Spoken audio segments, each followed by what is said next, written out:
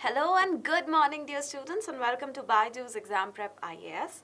So let us see the list of the articles we have for today's Hindu analysis. Now before we start, a quick reminder that after this session ends, please do not forget to head to our Telegram channel to attempt a quiz that has been created on this particular session. The link to the Telegram channel is available in the video description. So these are the topics that we'll be covering today. The first topic is related to the Cauvery dispute, especially between the two major riparian states, that is Karnataka as well as Tamil Nadu. The second article talks about how the Chief Minister of Delhi, he has announced a 15-point winter action program to prevent any kind of deterioration of the air quality index of the National Capital Territory and the National Capital Region. The third article is related to global dispute settlements. How global dispute settlements they take place, how the investor-state dispute settlements take place across the world, how the WTO, World Trade Organization, helps with the same.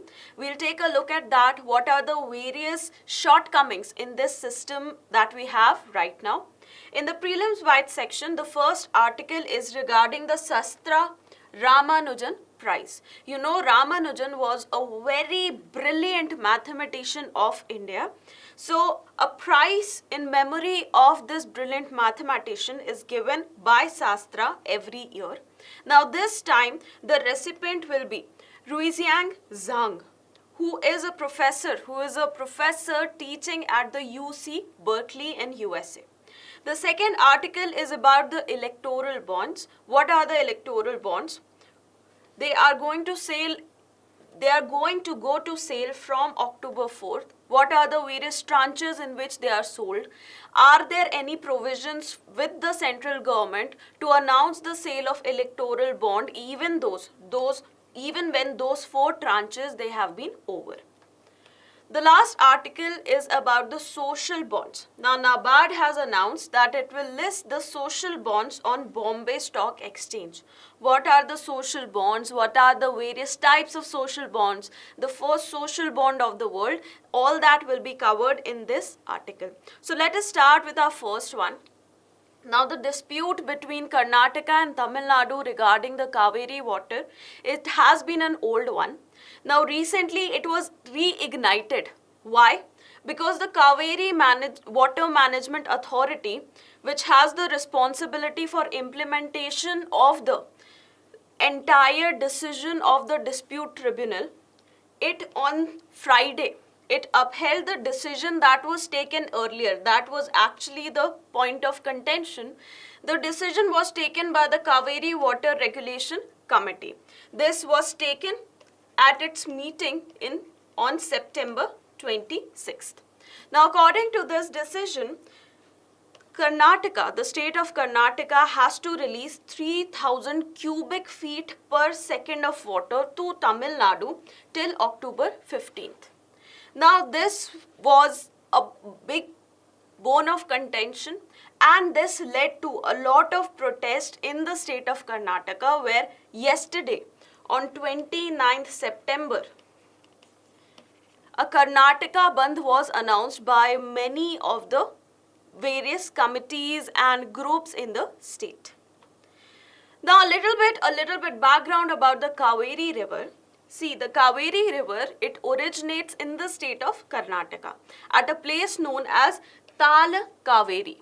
Now, Tal Cauvery, it is located in the Coorg district of Karnataka in the Brahmagiri Hills of Western Ghats. Now, many of you might say that only Tamil Nadu and Karnataka are the riparian states, but that is not true. The entire catchment area, it also goes to Kerala and also to the Union Territory of Puducherry. So, the riparian states are 3 and 1 Union Territory. Okay, Karnataka, which has the biggest share, Tamil Nadu, which has the biggest share of the entire catchment area of the Cauvery River, Karnataka, which has the second biggest share, Then minor shares, they belong to Kerala as well as Pondicherry or Puducherry.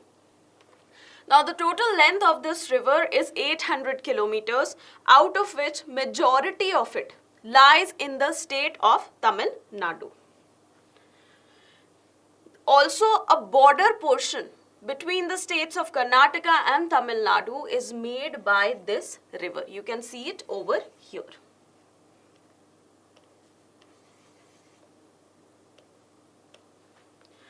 The major left bank tributaries. Now, what are left bank and right bank tributaries? If the river is flowing in this direction, this is right hand, this is left hand. So, whichever tributary is joining from this side will be the right hand tributary. From this side will be the left hand tributary. Okay. So, sorry, left hand and right hand. Nahi, it's left bank and right bank. So, the major left bank tributaries include Hemavati, Shimsa and Harangi. Major right bank tributaries include Noil, Bhavani, Kabini and Amravati. Now, a little bit about the dispute, the history of this dispute. In 1882,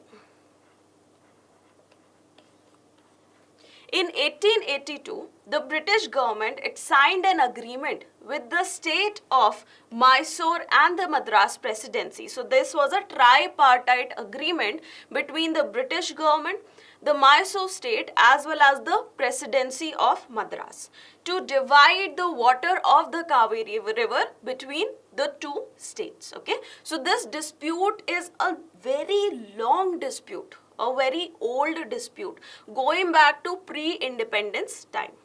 In 1924, an agreement was further reached upon which allocated 75% of the water of the Cauvery river to Tamil Nadu as well as Pondicherry. The Pondicherry then was what? A French colony. And Tamil Nadu or the state of Madras was what? A British colony, right? So, in 1924 agreement, allocation of 75% of the water was done to Tamil Nadu and Puducherry. 23% came to the state of Mysore and the rest, that is around 2%, it went to the state of Travancore, which is currently Kerala. Then once we achieved independence, and especially after the 1956 state reorganization, this war, this dispute between the states, it further increased. Why? Because these states, both the states, they wanted to develop their agriculture, and for that they wanted a lot of water, right? And these states, that is why they started disputing for the water of Cauvery river. So, to resolve this dispute in the year 1990, the Cauvery Water Disputes Tribunal, it was established. So, it was established how many years ago? 33 years ago. The final verdict of this tribunal, it was provided after 17 years, after a lot of deliberations in the year 2007. So, what was the final verdict? The final verdict said that 419,000 million cubic feet TMC of water will go to Tamil Nadu, 270 TMC will go to Karnataka, 30 to Kerala and 7 to Puducherry. Karnataka was also directed that every month they will have to release some amount of water which can flow downstream to the state of Tamil Nadu.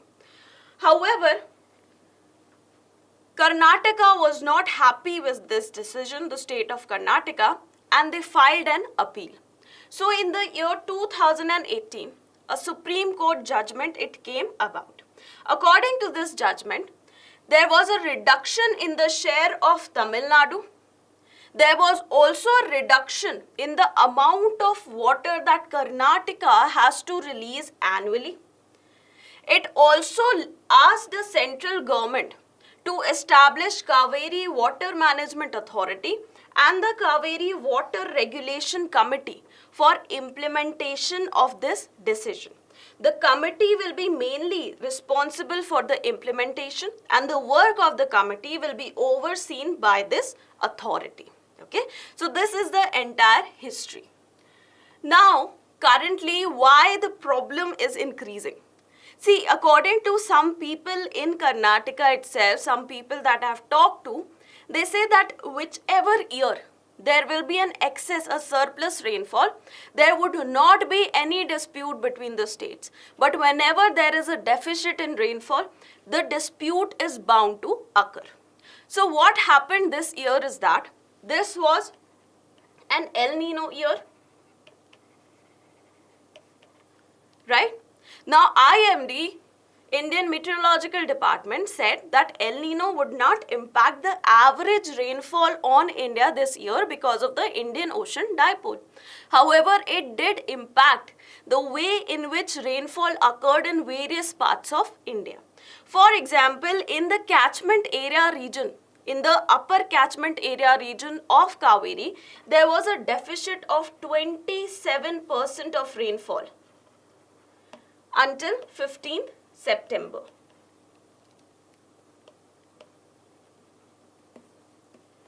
So the amount of water in Cauvery, it is quite less. Also, what is happening is that this year, monsoon in itself, it was very late. It hit Kerala only on 8th June, where generally it hits Kerala by 1st June. So this was one of the most late arrival of monsoon in the past 4 years. Now this problem will definitely be exacerbated by the impact of climate change. Because what will climate change do? One, climate change will increase the frequency of El Nino. It will reduce our ability to predict rainfall. Also, because of climate change, there might be certain events of heat waves, which might increase the extraction of water from the various reservoirs. One, extraction for what purposes? Extraction for the purposes of irrigation, for domestic consumption, even for generation of electricity. Because during the summers, what happens? The load on these electric plants, it increases because more and more people are using heavy machinery, heavy electronics. They are using ACs, they are using refrigerators, they are using coolers, the fans, they are running 24/7, right? So that will increase. Secondly, what will happen because of this increased heat? The water will get evaporated easily from the reservoirs. So climate change is further going to, in the future, exacerbate this issue. Now currently, however, if we talk about the current issue at hand between Karnataka and Tamil Nadu, the biggest problem was this deficit rainfall in the catchment area. Karnataka also stated that while this state depends only upon the southwest monsoon, Tamil Nadu also has the winter monsoon, the northeast monsoon. So, according to Karnataka, which is going to further appeal against this decision of the regulation committee, according to Karnataka, Tamil Nadu can get excess water during that time. But there is no way that until the next monsoon season comes, that Karnataka will get any water. Okay? So that is why Karnataka government has decided to file review petition against this decision of the Cauvery Water Regulation Committee before Supreme Court and Management Authority. Management Authority, it declined.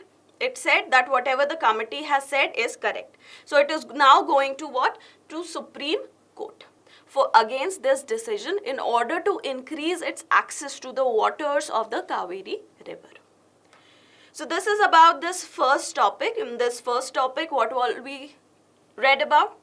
We read about basics of the Cauvery River, the history of the dispute, how in general the river water disputes across the country will increase because of climate change, and what is the current issue at hand. Now we come to the second topic, which is related to pollution, air pollution in the Delhi NCR region. Now, in the Delhi NCR region, the winters are a very tough time, especially the duration between October to December. Why? Not just because of the reduction in the temperature, because of excessive cold temperatures, no. There is an excessive decline in the air quality index in this region during the winter season. Now what happens is that there are two major reasons for it. The first reason is that of stubble burning. Now stubble burning, it usually starts from September 15th and goes on till November 15th. So what happens here is that the stubbles, the remnants of the Rabi crop, of the Kharif crops, they are burnt in the field so that the farmers, they do not have to invest a lot of amount of money to remove that stubble and then prepare the field for sowing the Rabi crops. Okay. Now, in the year 2015, in December 2015, the National Green Tribunal, it had banned this practice in the NCR region, which includes the National Capital Territory of Delhi, states of Rajasthan, Punjab, Haryana, and UP. But even now, this practice is still existing, and according to reports that were released just yesterday, the stubble burning has already started in some parts of Punjab. The other problem why air quality index sees a decline is a meteorological problem. There is a creation of a pollution dome in this region. Now what is pollution dome? We'll study that in the upcoming slides. Just know that there are two major reasons why the air quality index suddenly dips in the NCR region during the winter season. Now the Chief Minister of Delhi, Shri Arvind Kejriwal, he has adopted a 15-point action plan to ensure that there is no degradation of the air quality in the region because of all these factors. So what is the program? What are the salient points of this program? Now first, addressing the biggest elephant in the room, the stubble burning. Now for stubble burning, the IARI, Indian Agricultural Research Institute PUSA, which is located in Delhi, it had created a biodecomposer. Now what is biodecomposer? It is a concoction, a mixture of various microbes which when sprayed on the stubble, it helps in degradation of the stubble. It breaks down the stubble, which allows for easy degradation and absorption of it by the soil. So what happens if instead of burning the stubble, the farmer can just spray this thing on the ground, on the stubble, and it will then decompose. Okay. Now, according to this action plan, the use of this biodecomposer, it will be done in over 5,000 acres of surrounding farmlands. Last year, it was only 4,400 acres. So they have now increased the amount of farmland that will be using this biodecomposer. Also PM 2.5 and PM 10. These are two very big pollutants. Especially PM 2.5 has a very bad impact on the human health. Okay, we can easily inhale it and it can cause irritation in our lungs. That eventually can also lead to lung cancers and many other breathing and respiratory issues. Now, to reduce the concentration of PM 2.5, PM is particulate matter. PM 2.5 and PM 10, there has been a complete ban on sale, storage, production and bursting of firecrackers. Now, this is the third consecutive year when this has been announced. However, a small window will be provided to the residents of this region where they can burst green crackers. Also, the government has identified 13 hotspots of pollution where the problem is very severe and specific action plans have been prepared for those regions. The problems were identified, why these regions are experiencing an excessive decline in air quality, and accordingly action plans on how to address that issue, they have been prepared. 591 teams, they have been created to monitor the various construction sites in the NCR region. Now, what happens in the construction site? There is a lot of dust that eventually it gets added. It acts as one of the biggest contributor to the decline in the air quality index. So, it will be ensured that the people who are constructing, the companies who are constructing in these regions, they are following the basic guidelines of construction, of covering the region, ensuring that there is not a lot of dust by spraying the entire region with water regularly. So it needs to be ensured that they are following these issues. They are following these steps, and for that 591 teams they have been created. Apart from that, 611 teams have already been created to make sure that the already banned practice of burning garbage, it does not occur in any part of the region. Also, to control dust pollution on the roads. Now, whenever the vehicles, they go on the roads with a lot of speed, a lot of dust gets released, right? It gets disturbed, released, and then it settles down. Then the next vehicle comes, it releases and it settles down, right? To control this dust pollution on the roads, what will they be doing? One, sweeping machines to sweep off the dust so that once the vehicle comes, the dust does not get irritated and blown away.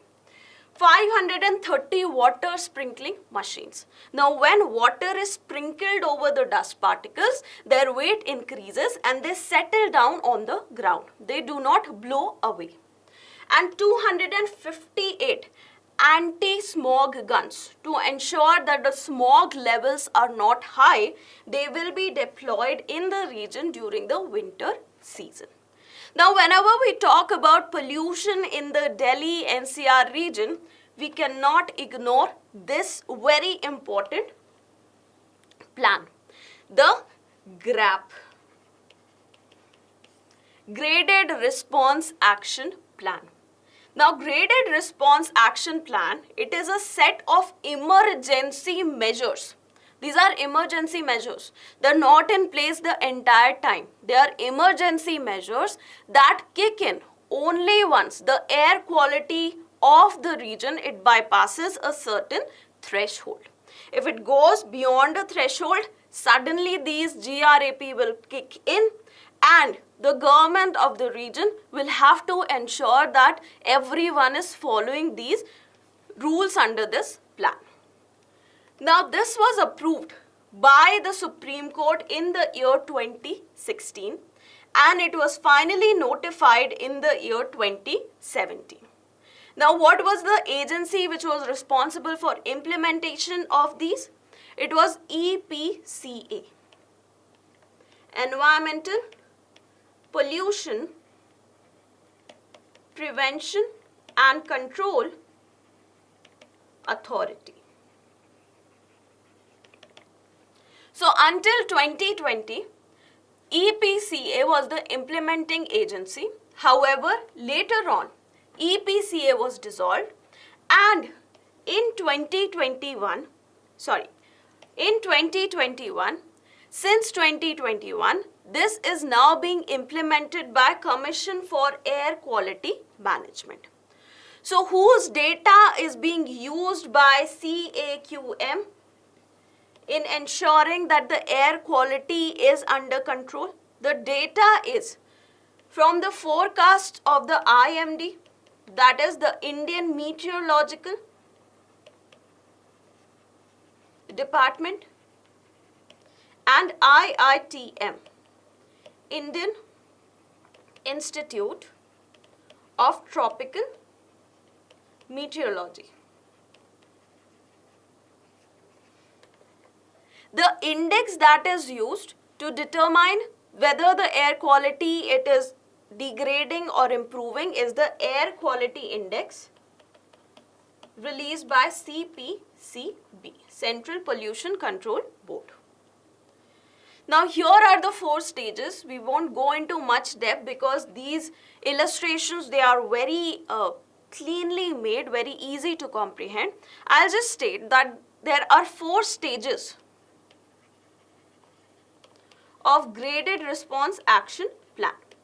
The first stage, it kicks in once the air quality it enters the poor category. The poor category is when the air quality index is between 201 to 300. Now under this, all construction and demolition activities, they need to be stopped because they generate a lot of dust. Also, there are certain other provisions that need to be followed if the stage 1 has been enacted. You need not remember all these points because it might be a little difficult. Just remember, try to remember 1 or 2 major points. Stage 2, it kicks in when the air quality is very poor. That means the AQI is between 300 to 400, 301 to 400. Then comes the third stage, where it reaches the severe category. Severe category is 401 to 450, and then comes the stage 4. Now stage 4 comes when the air quality is so bad, it is severe plus. So the state governments can even consider closing the schools so that unnecessarily the students, they are not exposed to such bad air quality which can reduce their life expectancy. Odd even vehicle system can also be brought in so that the number of vehicles on the roads, the amount of vehicular pollution, the amount of dust that is getting blown away because of the vehicle plying on the road, that can also reduce. It can allow the public and private offices to work at 50% capacity. The rest of them can work from home. So this is the most severe category when the AQI reaches above 450 points. Okay. So these are the 4 stages of the graded response action plan. Now the concept of pollution dome. Now pollution dome, this concept is very much related to temperature inversion.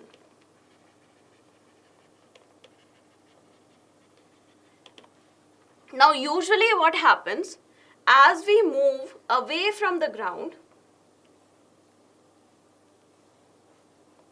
the temperature reduces. This is known as the normal lapse rate. Now temperature inversion is a state when the normal lapse rate, it gets reversed. That means the temperature of the lower layers, it is lower compared to the temperature of the upper layers. Now this is the concept that leads to the creation of pollution domes. Now what happens in the Delhi NCR region during the winters? The winters are very severe. This leads to what? Especially during the morning hours, it leads to a sudden cooling down of the ground. So the ground, it cools down, it chills down, okay? Because of which, due to the conduction, the lower layers of air, they also get very cooled down, right? Lower layers are cooler compared to the upper layers.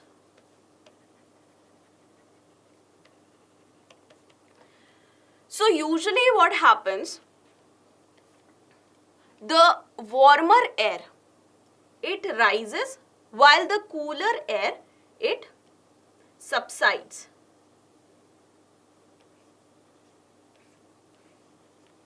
Normally this is what happens. Now this cooler air, these cooler air layers, they are heavier compared to the upper layer. So what will happen? There will be no movement of the layers of the air either up or down.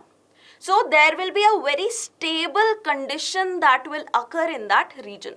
There will be no winds or no air circulation in the region. Because why? Because the lower layers are cool and the upper layers are warm. Lower layers are heavier, upper layers are warmer. So obviously the lower layers won't move up or the upper layers won't come down, right? The light density things, they always stay up compared to the heavy density things, right? So same thing is happening over here as well.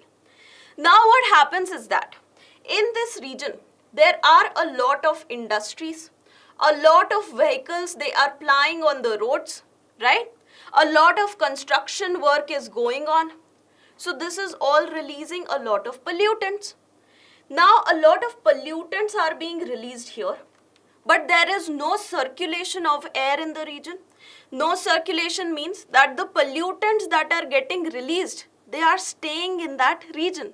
So this leads to what? A very high concentration of pollutants in that region. So this is known as pollution dome. A dome within which there is a very high concentration of pollutants because of these meteorological events, because of temperature inversion. So this is pollution dome. And this impact is seen very much in the Delhi region, in the NCR region. Why? Because there is also a lack of any kind of external winds that flow in this region during this time. So generally the air circulation is missing. There is no external winds that might be coming from other regions. So this exacerbates the pollution problem of Delhi NCR region. So just to summarize, in this particular section, what all we understood? We understood the various reasons, the two biggest reasons why the Delhi NCR region, it faces so much pollution, so much deterioration of the air quality during the winter season. Next, we talked about the action plan.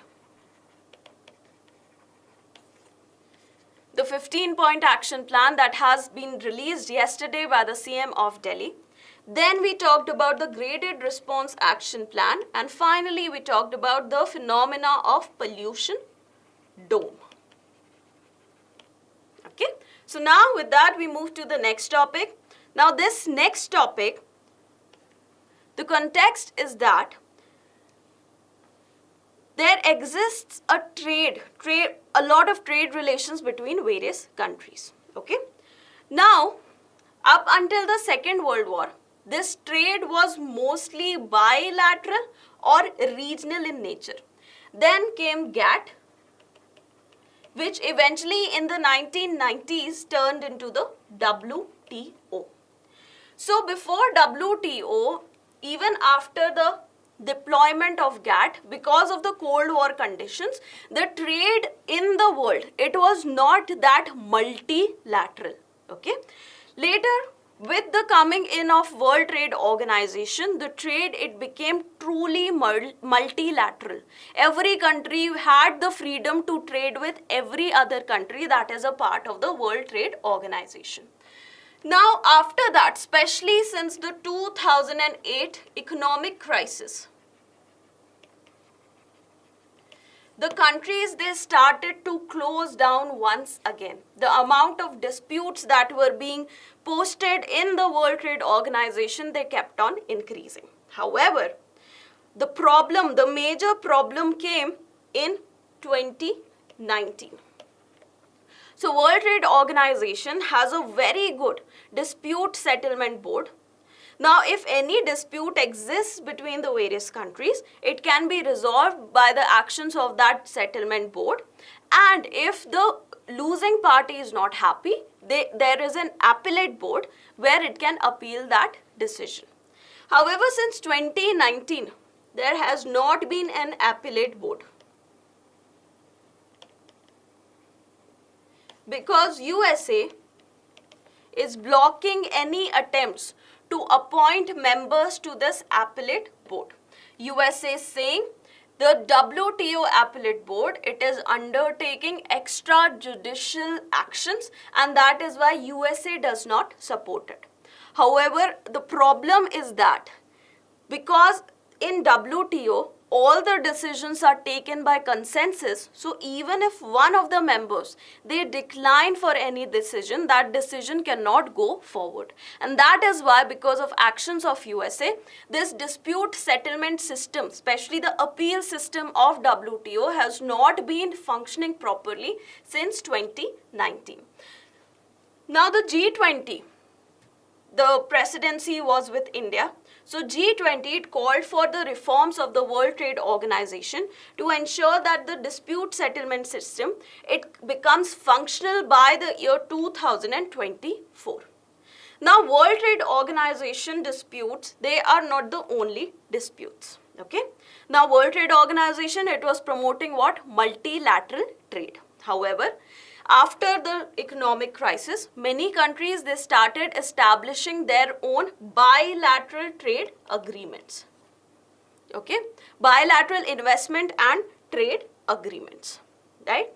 So because of which, many bilateral problems, especially between the investors and the states, they also started cropping up. So these investor-state disputes, how are they settled? What is the mechanism for that? See, the mechanism of that is there are certain arbitration tribunals that work for ISDS, that is investor-state dispute settlements. Now, in these arbitration tribunals, there are three arbitrators. One which is appointed by the investor, the second is appointed by the state, and the third one is appointed by consensus of both the parties, so that the third one is a neutral one. Okay, he is also the head arbitrator. So either the parties with mutual consensus can appoint this third person, or this third person can be appointed by an international agency. Okay, so this arbitration tribunal, it finally decides on the final decision on the dispute between the state as well as the investor. Okay. However, there are certain problems related to these arbitration tribunals as well. Now, there are hundreds of these disputes that are occurring every day. There are hundreds of disputes of such nature between investors and states that are occurring every year, not every day. So there are so many tribunals, investor-state dispute settlement tribunals all across the world. Now the problem with these tribunals is that there is no standard or there is no rule book that they have to follow. So different tribunals might interpret different conditions in a same condition in a different manner. For example, there exists a dispute between India and investor X. A same dispute exists between, say, Nigeria and investor Y. Now the nature of the disputes is same. However, the way in which the two different tribunals, the Tribunal of India Investor X and Tribunal of Nigeria Investor Y, might interpret the dispute and give out the solutions, it might be very different altogether. Maybe in this dispute India might win, maybe in this dispute investor Y might win. So there is no standardization, there is no rule book. So often diverging interpretations of same treaty provisions are being done by these arbitration tribunals. Also, these tribunals have reached opposite conclusions despite interpreting and applying the same treaty to same facts. The final decision can also be different. One, the interpretation can be different. Second, the interpretation is same but the final decision is different, right? Because there is no standardization. Also, there is no means of appealing against these tribunals. There is no means of appeal. No one can go and appeal against these decisions because there is no international body that is covering these investor-state dispute settlement mechanisms. Okay, so these are the two biggest problems with these investor-state dispute settlement mechanism, which lead to a lot of anxiety amongst the investors, especially with regards to their investments, with regards to moving forward with any kind of investments in a particular state. Now, with regards to India, before we come to India's status, I would like to state that since no appeal mechanism exists, that's why the global leaders, they are trying to come up with an appeal mechanism under the ambit of United Nations. Especially the United Nations Commission on International Trade and Law. So this is an ongoing initiative by the various world leaders. So there can be a standardization of this entire process, a proper governing body as well as a proper appellate body. So with regards to India, India has itself a lot of investor-state disputes between the government as well as the various investors.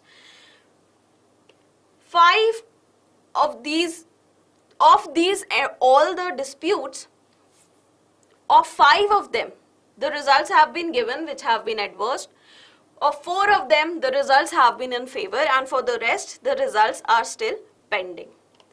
India, we have not explicitly stated that we support this, but we do support this idea because it has been included under Article 29 of the Indian Model BIT, Bilateral Investment and Trade Agreement. Okay, so it has already been included here. So that is why, that means that India supports this idea.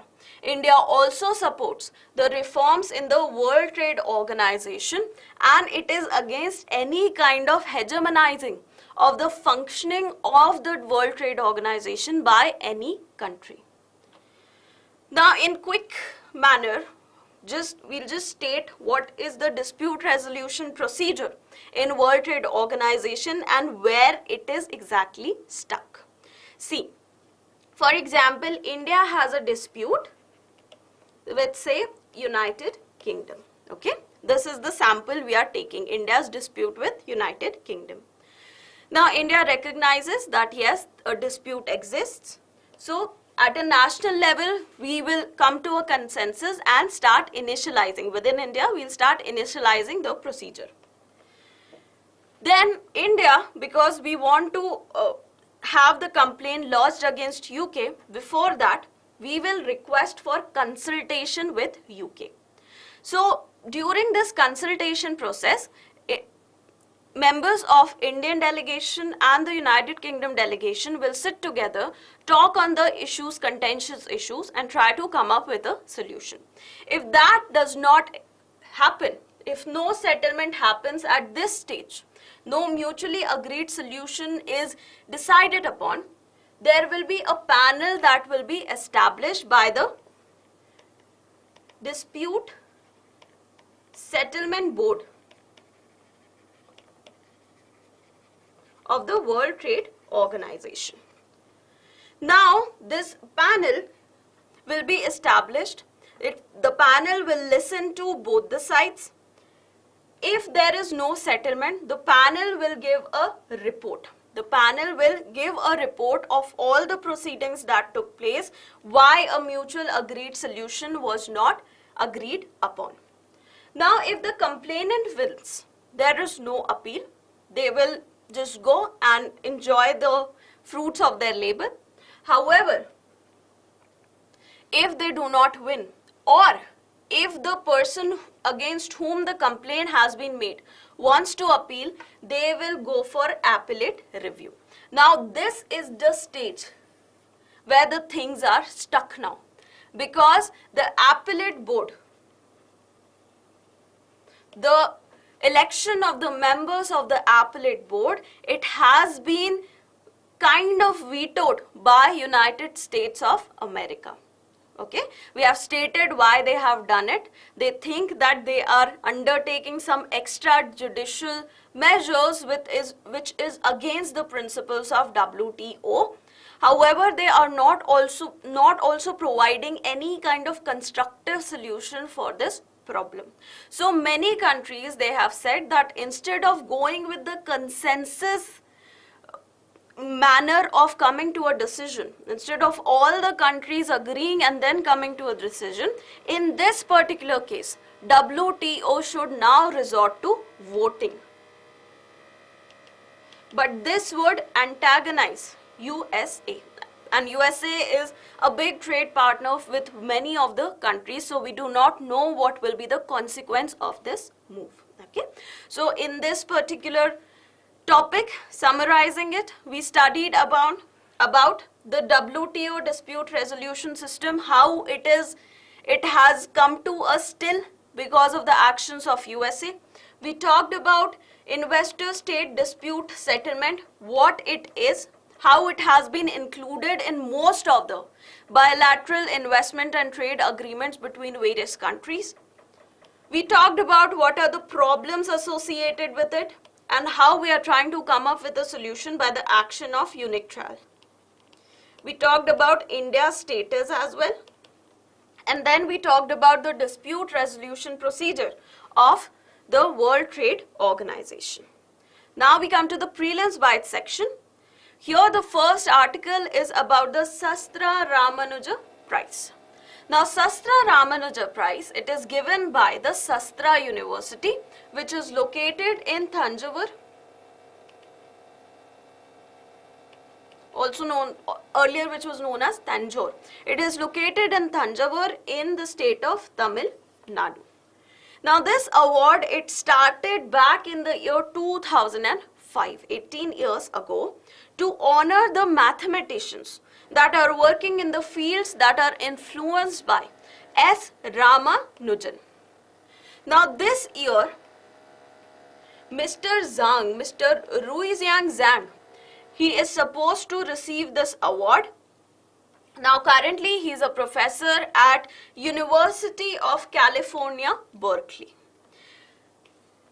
This award, it will be awarded in an international conference in number theory on December 20 to 22nd in SASTRA University in Kubankonam. Okay, so Kubankonam will be the place where this award will be provided to the winning participant. Now, a little bit about S. Ramanujan. Now, S. Ramanujan, he was one of the most brilliant minds of India. He was born on December 22, 1887. So, December 22. Okay, you can see that this conference is also being organized in such a way that the last day it falls on the birthday of S. Ramanujan. Now, he was a self-taught mathematician. He was brilliant and he had a flair for mathematics since his childhood. He is known for his exemplary work in fields of number theory, infinite series, continued fractions. He developed a lot of theorems.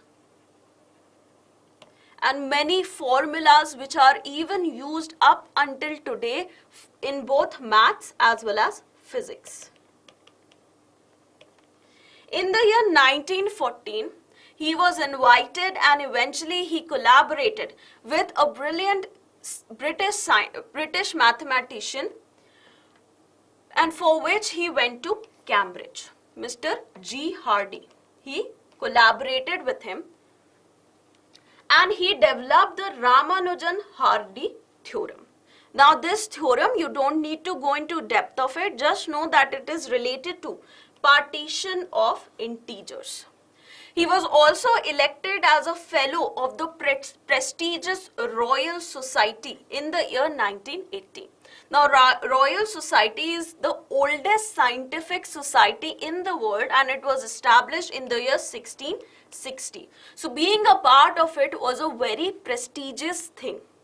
However, Mr. Ramanujan, he passed away at a very early age of 32 years in April 1920. To honor him, on December 22nd, on his birthday, India celebrates the National Mathematics Day. Okay, so this is about the SASTRA Ramanujan Prize and about S. Ramanujan.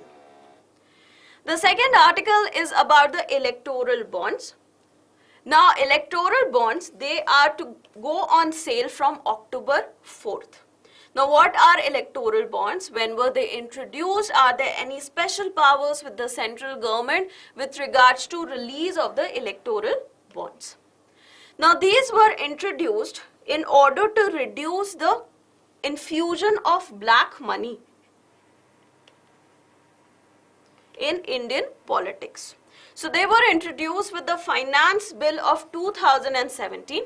And finally, the notification for the electoral bonds was released in 2018 under the Electoral Bond Scheme. The first sale of these bonds, it took place in March 2018. Since then, the electoral bonds are released every year in 4 windows of 10 days each in the months of January, April, July, and October. Basically the first month of the quarter. Okay, so for 10 days in these 4 months every year there is a release of electoral bonds. Apart from these, the central government has the power to release these to allow for release of these electoral bonds in some cases on dates specified by union government and an additional 30-day period during the year in which Lok Sabha elections are to take place. So, any date that is specified by the union government, on that date also electoral bond sale can take place. And apart from them, in the year when the union elections are to be held, the Lok Sabha elections are to be held, during that year, a special 30-day period, usually it's 10 days, a 30-day period will be allowed for the purchase of the electoral bonds. In November 2022, further there was an amendment to this scheme, and it again gave the power to the central government to declare an extra fortnight, that is extra 14 days of the sale of these electoral bonds in an year when major states and union territories with legislature, they have their elections. Okay, so these are the times when the electoral bonds, they can be sold. Okay, they are released for purchase. Now please note that these electoral bonds, they are available only at 29 specified branch of State Bank of India. Apart from SBI, no other bank in India has the authority to organize the sale of the electoral bonds. Also, who can take these bonds? See, who can buy these bonds from the bank? So this is the bank, which is SBI. Now who can buy these bonds? Citizens of India, either single or in a joint manner. Citizens can buy. Also, companies that are incorporated in India. Okay? Companies or organizations that are incorporated in India. Only these people can go to the State Bank of India, 29 branches of SBI, and purchase these electoral bonds. Now, who has the authority to encash these electoral bonds? Here. Only the political parties who are registered under the section 29A of the Representation of People's Act 1951, okay, this is first condition, and which secured not less than 1% of total votes polled in the last general election to the House of People or the Legislative Assembly shall be eligible. So there are two conditions. One is of registration. The second condition is of minimum votes. So this minimum vote condition prevents any random person to register their party and start getting funds from the various sources. Okay, it should be a party that has received not less than 1% of the vote either during the Lok Sabha election or the Legislative Assembly election. So this we have covered, who can purchase it. And please note that they are valid only for 15 days from the date of issue. If I get it issued on 4th of October. So within that 15-day period, I'll have to give it to the political party of my choice, and that political party will have to go to the bank and get it encashed. Okay, so there is only a 15-day window for all these things to prevent any kind of hoarding of the electoral bonds. Okay, so this is the entirety of the electoral bonds. Now we come to the last topic, that is social bonds. This is not social bonds of sociology, this is social bonds of economy. Now these social bonds, there is a word social, there is a word bond. Why do governments and companies, they sell bonds? To raise capital, right? Now social bonds, in social bonds, the bonds are sold to raise capital for a project or an initiative that will have a positive impact on the society or the environment. Okay, so these are known as social bonds. Now any entity, government entities, public entity, development organizations, private corporations, everyone has the authority to issue these social bonds. Now please note that whoever is the issuing authority, they have a very big responsibility once they release these social bonds. It is required that they have certain metrics and criteria in place to measure the social and environmental benefits that are coming out of these projects. Okay, so this is very much essential. Only then can they release the bonds in the market. Now what are the various types of social bonds? First we have the green bonds. Now these are the bonds that are specifically for environmentally friendly projects, like deployment of renewable sources of energy. If I want to deploy, if I have a company, electric company, and I want to start a solar power plant, in a big region, I want to start a solar power plant. I can raise green bonds for that purposes. Okay, so renewable energy or energy conservation or any biodiversity conservation and so on. Social impact bonds. Social impact bonds, they are used for social welfare programs where the investors, they are repaid based on the achievements that have been fulfilled by the issuing authority. Next we have the sustainability bonds. Now these bonds, they cover a broader range of projects which have both social as well as environmental benefits. These are for environmental benefits. This is for social benefit. This is for both environment as well as social. Now one of the earliest such social bond that was released in the world, it was the World Bank's kangaroo bond which was issued in 1989 to fund the conservation efforts in the country of Australia. When it comes to India, now recently NABARD, it has released its social impact bonds. Now for the first time, the social impact bond in India, it was released by the efforts of Pimpri-Chinchwada Municipal Corporation of Pune and the United Nations Development Programme in the year 2021 to support and finance the development of Pimpri-Chinchwad region. Now NABARD has recently released India's first social impact bond that has been rated externally. It is externally rated. The rating is AAA minus. That means it is quite a reliable bond. It is rupee dominated, sold in rupee. What are the agencies which have given it the rating? There are two agencies. One is CRISIL, that is the Credit Rating Information Services of India Limited, and ICRA, that is Investment Information and Credit Rating Agency. So both these agencies have provided an external rating to this NABARD bond, making it the first externally rated rupee denominated social impact bond of India. Okay.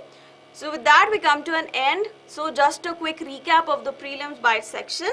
First we studied about S. Ramanujan, his contributions, and the SASTRA Ramanujan Award. Who will be given this award and why is this award being provided? In the second topic, we studied about the electoral bonds. When it was released, when they were released, what are the various times when they can be, the issuance of electoral bonds can take place.